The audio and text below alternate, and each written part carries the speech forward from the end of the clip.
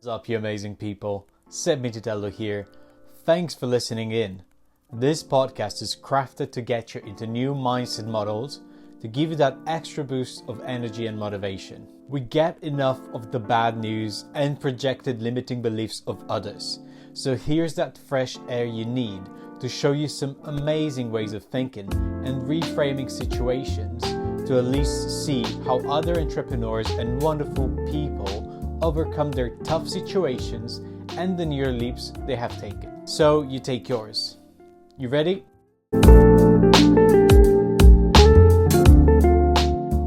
Hey friends, this is a very special podcast with Laura Kuittinen, who is an incredible friend that I often have very insightful chats with, some more spiritual, some just about personal development.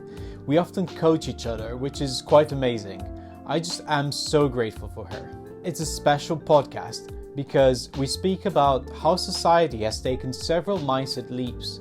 Then we go through how the present moment and meditation can help you overcome tougher situations so you get closer and in the right mindset to manifest the life you want and deserve. Initially, we wanted to talk about Laura's journey as it's really impressive, as she is currently a model in Finland, mentor, and ex-psychiatric nurse. So this is more of a pre-roll of a podcast chat about how you can use the present moment. And it gives you some perspective about why the present moment is important in achieving your goals or bringing the life that you want into the present moment. I have Laura here from Finland. This is the first time we do this podcast, so thank you so much for joining. It was fun how we actually got in contact. Yeah, it started like I commented on your TikTok, yes, right? So then based on that, I looked at your profile. I was like, this is really cool.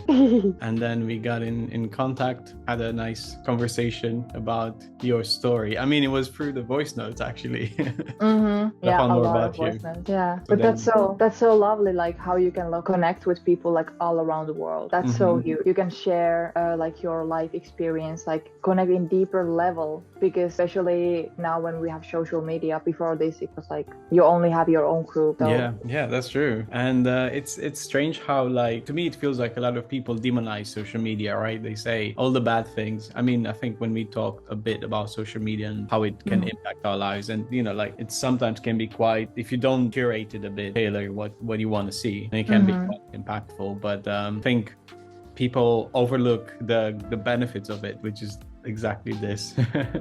Yeah, of course it has the stigma around it because it's still kind of new. Like if we think about like social media came like in the beginning of 2000s, so it's been like a little process.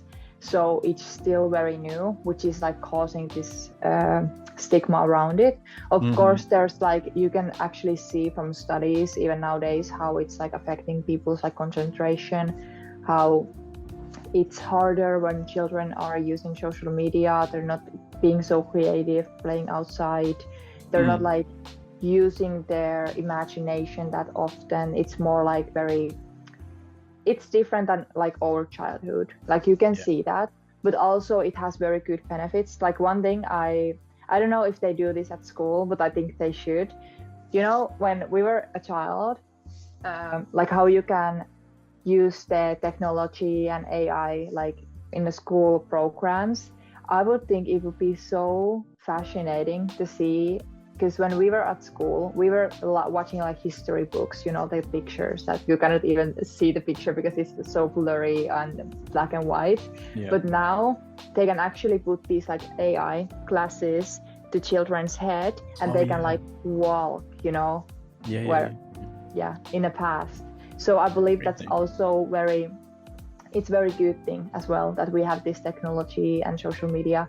And you know, even like every time, like you need to look at the bright side on things. You need to be aware of the things that it's causing, but when you focus on the bright side, it's not getting to your head so much.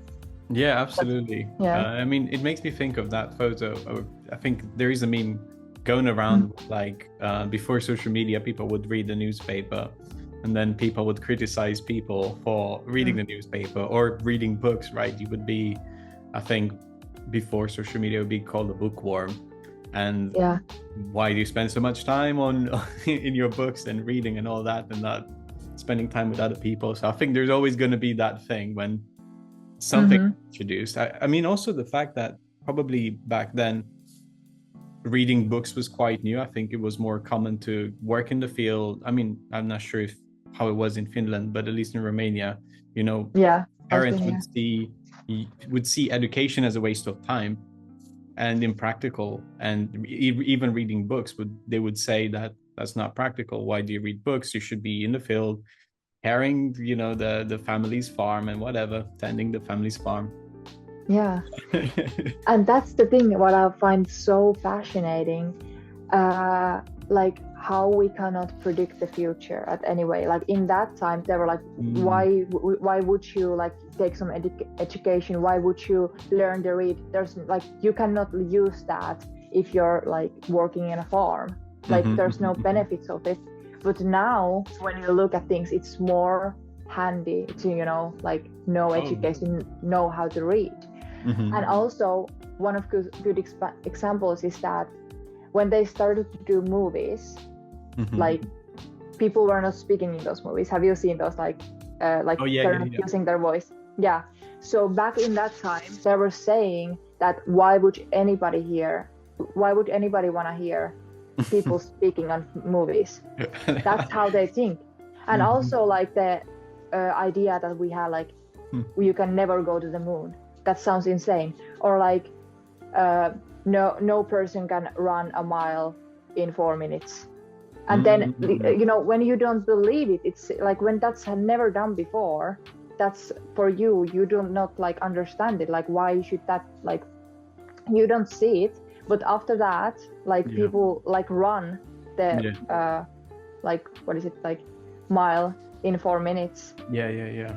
It's possible. So it's all about like how you look at things.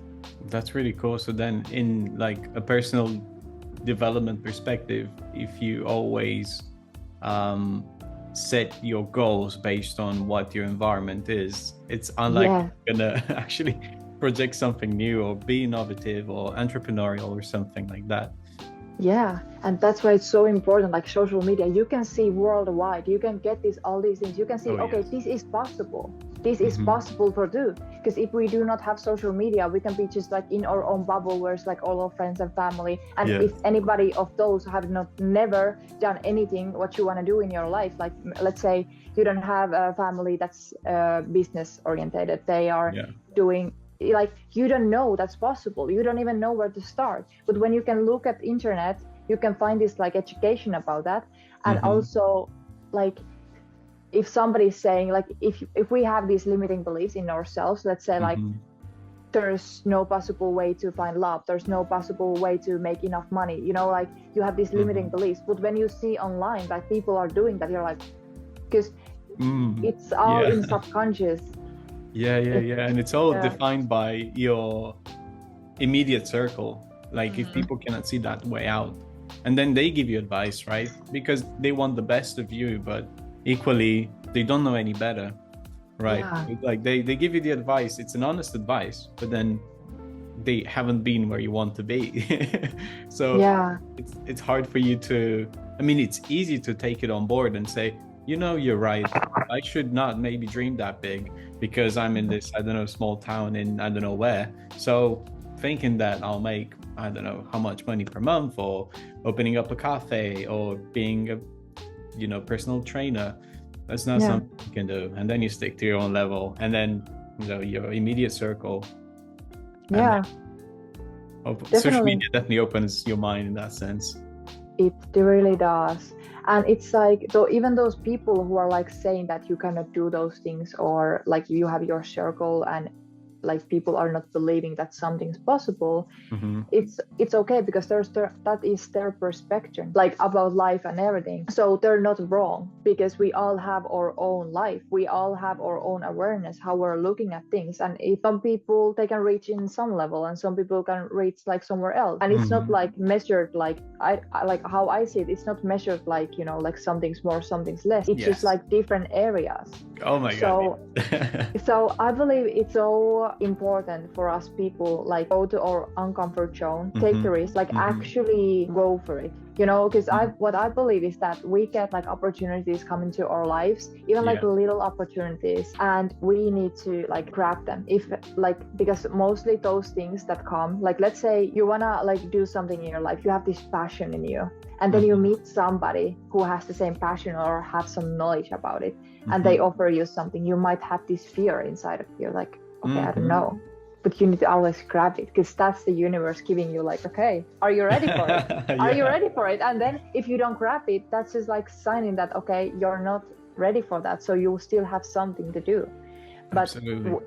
Yeah, so that's why it's so like what is most important thing is to be aware. You just to be aware, like what's going on, and you know, pay attention to the little things, what's happening in our environment. This fear is eventually, it just shows you where the limit is. I mean, where your limit is, and then you have to decide to just go beyond that, because that's and it's okay. That's what your self has been used to with the past, with all the anchors to the past self. And then you're at this bridge where you're like, okay, I can cross the bridge and become this new version of myself. So then I need to let go of this person that I currently am. And it's frightening because it opens you to a new space, right? Yeah, and that's quantum leaping. Have you read Joe Dispenza's like book? Yes, I mean, just the supernatural one. Yeah.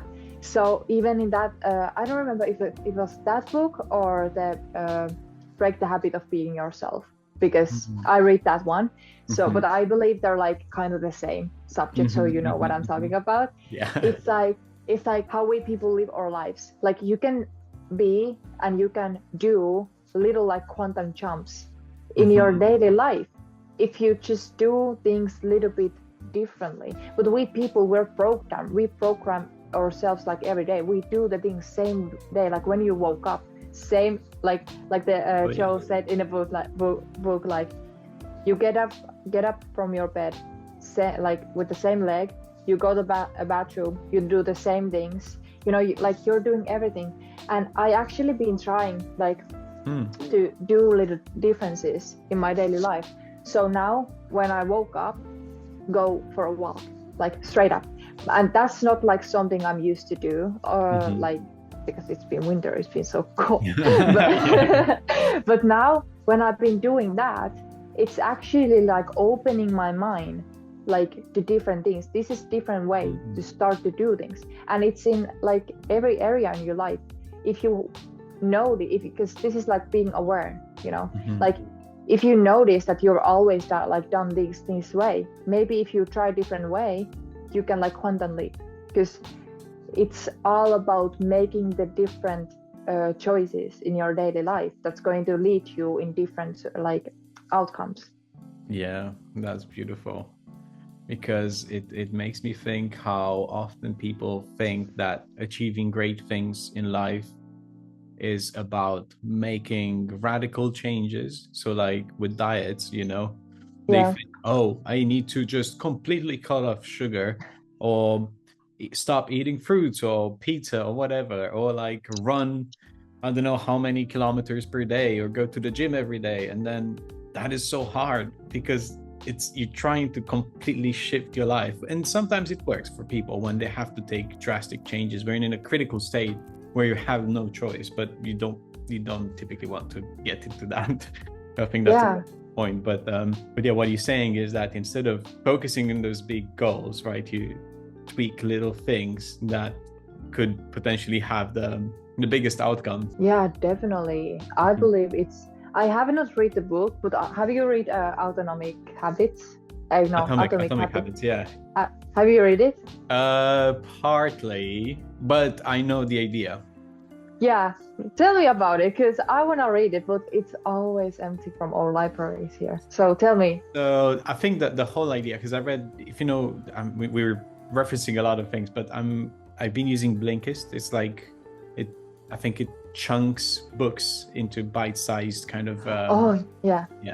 So then I read Atomic Habits. So the idea is that for those who are not aware, is you change your life by changing habits in your life. So like you do micro tweaks, I suppose, instead of, let's say you want to take up on a healthier lifestyle. So it becomes value driven as opposed to outcome driven. So you think, what values do I want in my life? So let's say a healthier lifestyle, then focus on changing something in your routine that will help you on the long run achieve that. So like, let's say you think, okay, before or today I'm running 0 kilometers. Then tomorrow maybe I can run, let's say 500 meters. And that's a small change you can make. And then you increment that over time. You don't have to do it over 2 days, but just how your body feels, I suppose. You know, this is like very specific to running.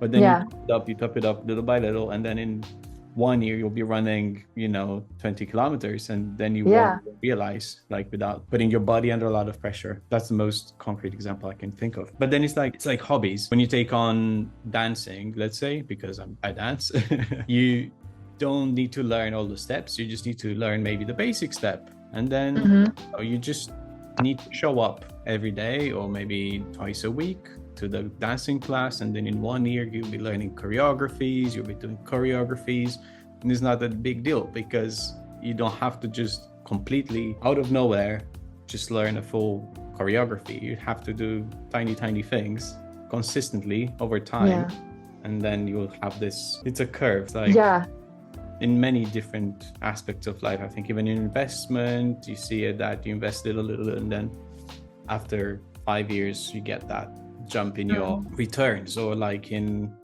learning, they call it the learning curve. You learn little by little, and then all of a sudden you reach that point where you understand the concept very well, because you had to be exposed for a very long time, where you would see nothing is really changing, you don't know what's happening, but then all of a sudden you like clicks, Yeah, and I believe one of the things, because we live in the world where everything is very easy to get. Like, not easy to get, but let's say there's some areas in our life, like if you want food, you can order food, you don't have to make food. So we get these like quick fixes. And if we want to get something in our life, we most of the time can think that we do something few times. We don't have the discipline. And the discipline, it's been something like, I believe it's like a huge struggle. At least for me, it's been like, like sticking into it, if you want to do something. But what's helping me with discipline, because we usually want the like quick fix. And let's say if it's the running, your goal is half a marathon. And how you see it is that your goal is the half marathon, But how are you going to keep the discipline, towards that? So what I believe is that we need to adapt. Like if you want to run like the half marathon, you're a runner. Like you're not. Yeah. So that's your mindset. You need to switch your mindset that I'm a runner. How does my days go? So you need to take the little steps, like the autonomic habit, like, okay, I need to run today. It's not gonna feel so like heavy because your personality is now that you're a runner. When you switch it, like if you're saying like, oh yeah, I'm practicing to run a half a marathon. Yes, that's not bad either. Like if people are like struggling with like discipline, you just need to adapt the personality that already has that thing what you're trying to achieve.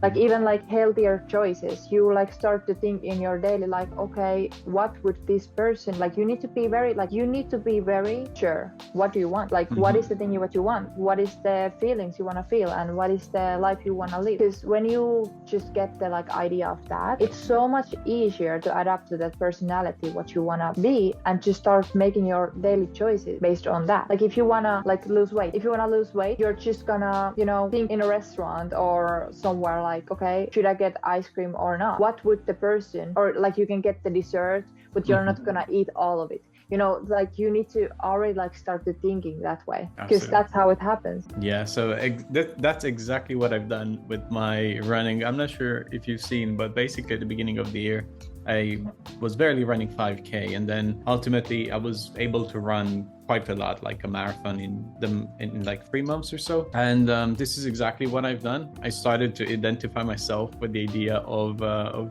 runner. But then I was even making stories on my personal profile page saying, now I am Seb the runner and I run on Sundays and this is what I do. So I love that. Yeah, so it became a thing. I was like Seb the runner. On a Sunday I was Seb the runner. So, and I am, because I'm still doing that. Over time it just became a thing. I was running a lot.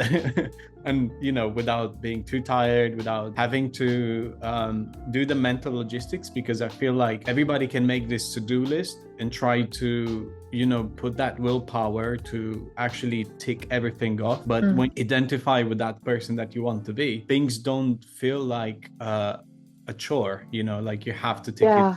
You'll just do it because that's who you are. So, I love that. Yes. Yeah, exactly.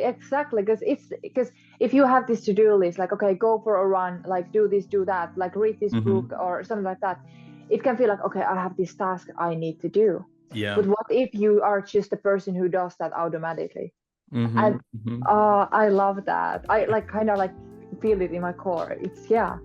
It's amazing. Yeah. So what do you think, how people get to that point? Like, what is how does people can adapt the mindset of that? I think often we put intermediate steps between us and, as you say, the person that we want to be.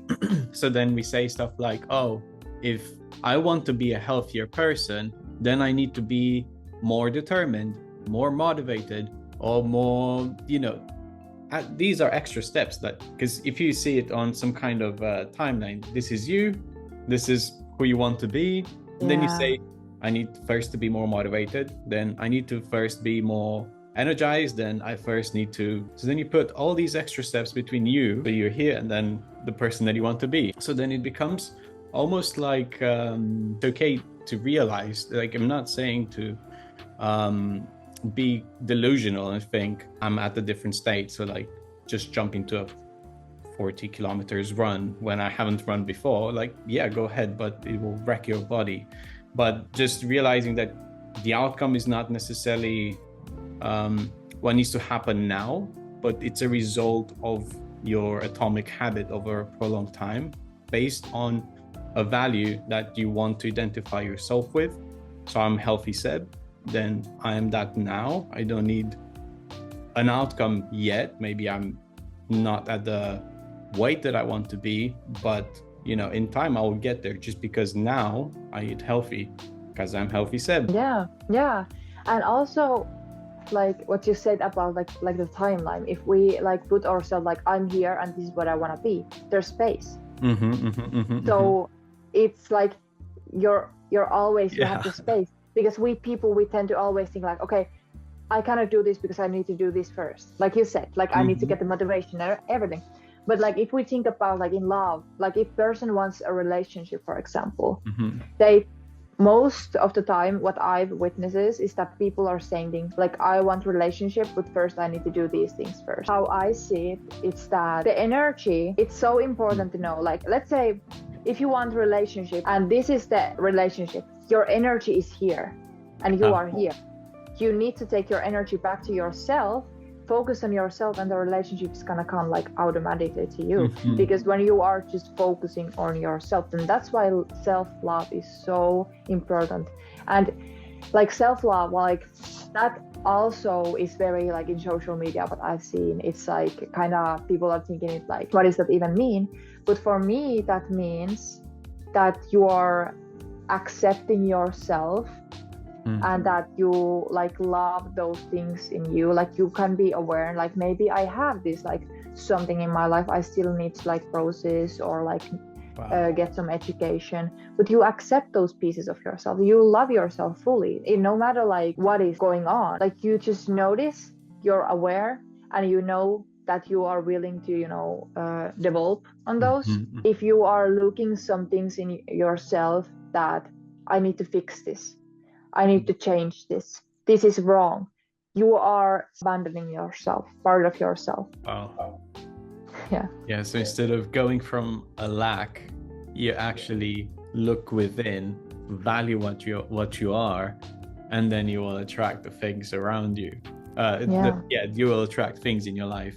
So instead of chasing what you don't have, that's really powerful. Because that's how change happens. Change happens by awareness. When you're aware, that's when the change is willing to happen, because you cannot change anything that you're not aware of, So wow. So but the action is the one that is actually like making it like the change like going.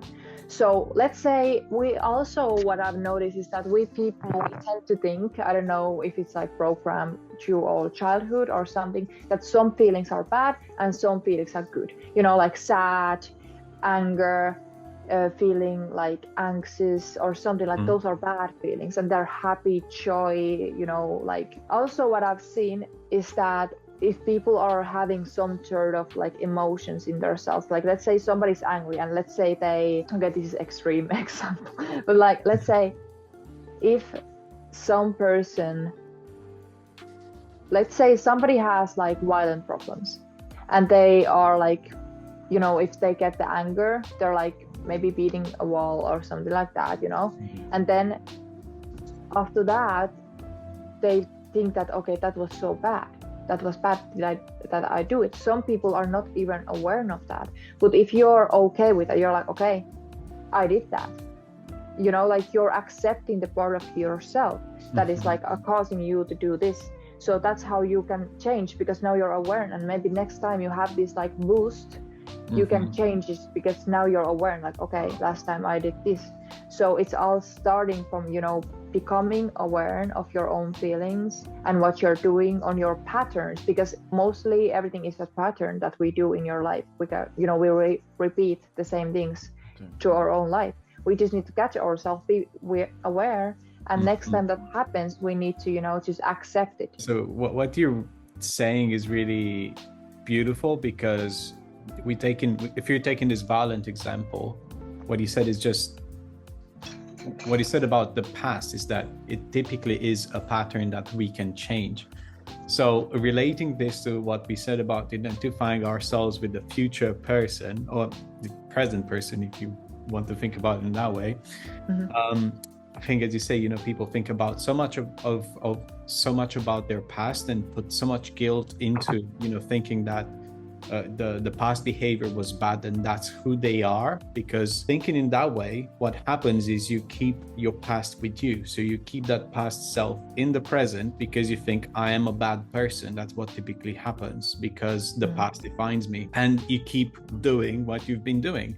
You don't change the pattern because you associate yourself with this past version of you. So you're thinking, I'm a violent person. But then if you realize that it's just a pattern, it doesn't have to identify you, it's a choice, then you can switch that pattern and think, okay, well, I know I have been acting violently. So you see, we're not identifying ourselves with a violent person, but we think of our actions as being violent. Then we can put new actions in. So like maybe different actions. I don't know what they could be, go into a boxing thing or whatever. And it's also like, if we think about like now when you bring up the past, like if we have done something, because mostly things that we happened in the past, we tend to have shame. Shame is very powerful feeling that many people have about their past, or something, like they've done something that they would not do anymore. So they have this like, how could I ever done that? But it's also accepting your past, because that's how you let go. And it's all about the acceptance, because you are just aware, like you are just awareness. You are just, like your awareness of your past. Of course, there's feelings, emotions, but you did not know the better. So it's also like accepting, like, okay, I behaved this way in my past. And it's okay, because I did not know any better. But now I know, so now it's my choice, because I'm aware of my own behavior, my own patterns. So now I have everything in my hands, and it's in me, like if I want to change my behavior. So it's all about, if we are saying like, I was a bad person in the past. No, you were not bad.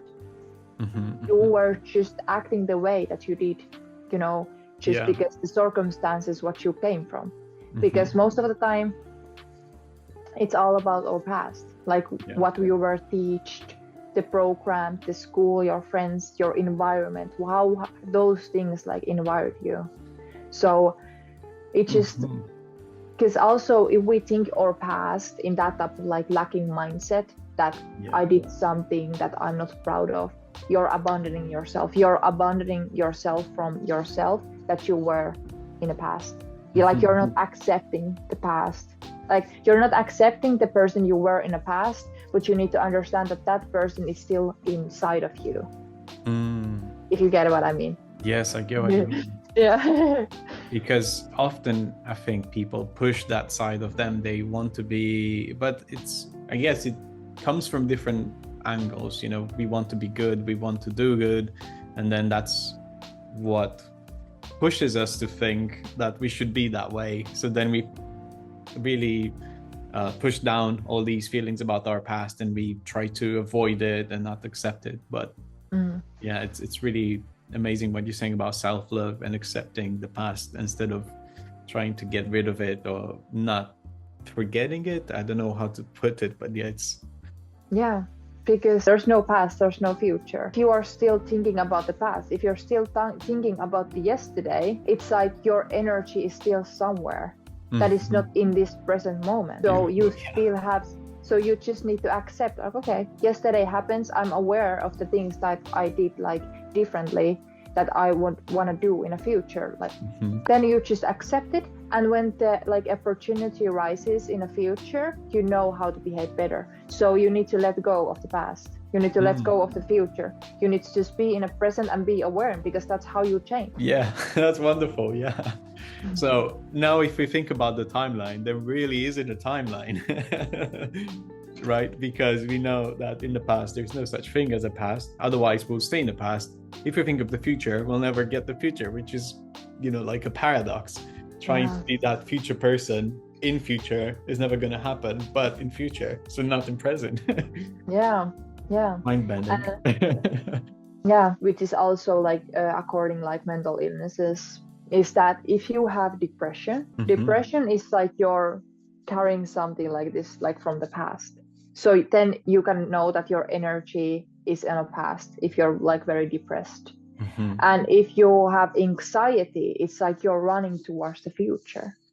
Because in the present moment, like if you can actually, I know it's very hard, and that's why like meditation is very important, and you know, becoming aware, you know, but when you actually can, you know, be in this moment, be completely in this moment, your ideas, your thoughts, your feelings are not anywhere else but in this present moment. That's when you know you don't have anxiety, you don't have depression, because you're in this moment. Because when we have depression, we have something like carried from behind, like the past. And also like how we can make ourselves like addictive, you know, to feelings and cortisol, because it's all in our brain. It's like brain reaction, you know, like people who are in like, let's say, in relationships that is toxic. Most of the time those are just like they get addicted to it, because that can be something familiar from their childhood. Wow. And if you have been like having anxiety all your life, when there comes the moment that, let's say, you find somebody who's giving you anxiety, like a person that feels familiar to you, you know, and otherwise if you find somebody who's like very like stable and, you know, like does not give you anxiety and is actually like, yeah, I actually like you very much, that can feel like, okay, that's too easy, that's kind of weird, like, you know. Yeah, because that's not familiar for you. So it's all, and it's not like you don't have to, like, nobody has to blame anything, like it's all about acceptance and know that this is our brain chemicals. You just need to be aware, you know, like it's all about the awareness. No, absolutely. Like I remember saying, so somebody who's a high achiever, he's a manager, and he was saying something like this, and I caught him, but I didn't point it out because, you know, it's not the relationship that I want to have. Like I don't want to coach everybody that I meet in my life, basically. Yeah, no. If they don't want it, you know. So this person was saying something like, we were in a very stressed situation with some project, and then he was like, he just opened up his eyes and said, oh, but I really like it. So you can see you can see he's addicted to stress in that sense. He really likes addicted. I think he used it in a constructive way to, overcome things, but you can see it in his being that's what he wanted. He wanted that stress. Then in my head, I was like, oh man, I don't want stress. It's not for me. Like, it can be constructive, but sometimes, good to be aware. Yeah, it's good to be aware. And that's like, if people are addicted to stress and anxiety, it's like that can be, because that's very addictive, because your cortisol levels are rising up, like your stress hormone. Like it. And it's when you get the point in your life that you're fully in peace, and because I know that there must be so many people who have never experienced that, you can actually be in peace, those people, like, they're very like hard to even like sit down, like they need to like all the time like do something, get some stimulant, or it's like sitting alone, like in a quiet room, just like being inside of your head and in your thoughts, like just being aware, like that can feel so scary. I've been that person in the past, so I know. But after you like take the leap and you get to the other side, that's when you understand. It's the same thing that if you're not like, if you don't know something, like what we were talking in a beginning, if you don't know that there's any other side, like if you don't know what can be, you don't believe it, The movie maker, they did not believe that somebody would watch movies where people are speaking. But when they tried it, now do you see any movies where people are not speaking? So, I don't know if they still do it, but it's So if we limit ourselves, just to kind of maybe wrap this idea up, if we limit ourselves to what we experience currently, it's very unlikely we're going to experience something else, and we'll stay in that pattern. So I think from what you're saying, this awareness can help us understand what is our current situation, which means we don't have to push it away or deny it or say it's bad or good, but just to say this is what happens now, and then we accept that and we are okay with it, and then think, okay, but maybe I want to change the circumstance, and then you switch that mindset with your awareness and realize, okay, what can I do different? Maybe small steps to achieve different outcomes. So for you was just going for a walk outside, and that gave you ideas, and and then you can be in the present, this future self, which is really cool.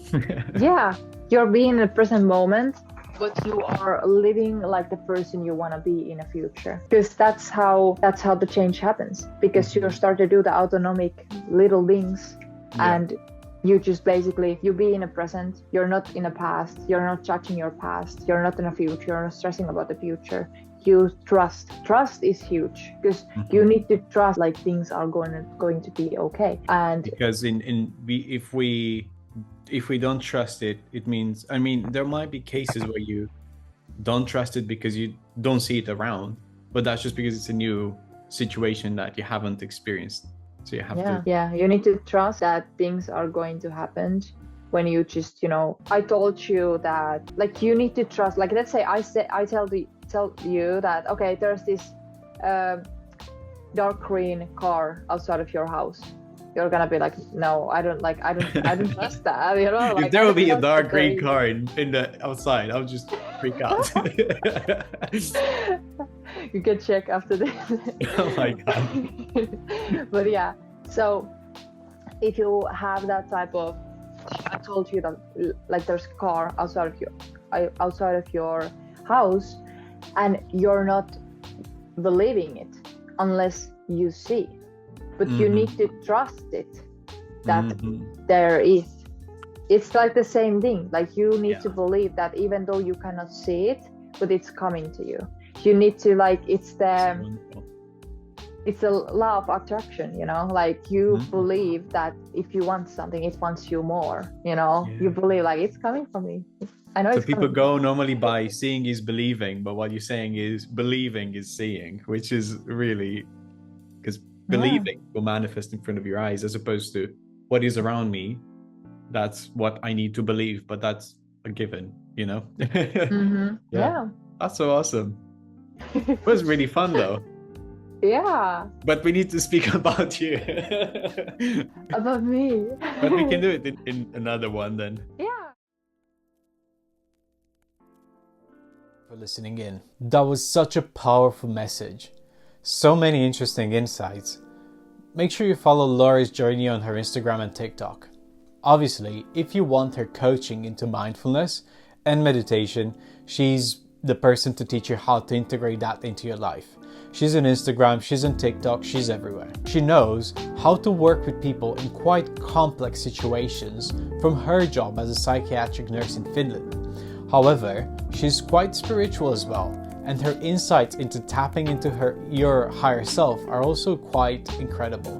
So check her out and reach out to her. After our conversation, we ended talking a bit more, and she expressed how this conversation, or bits of it, were channeled, which is quite interesting to me, to see how such a serendipitous conversation could go into the space of personal development with no script whatsoever. I am Seb Micitello, and you keep being amazing. See you in the next one. Also, one other important note, I'm at pretty much the beginning of my podcast, so if you like this and share it with somebody that needs to hear this, these insights about meditation, about how to bring that future life into the present, I would really, really appreciate that, and make sure you give it a like as well. So thank you so much.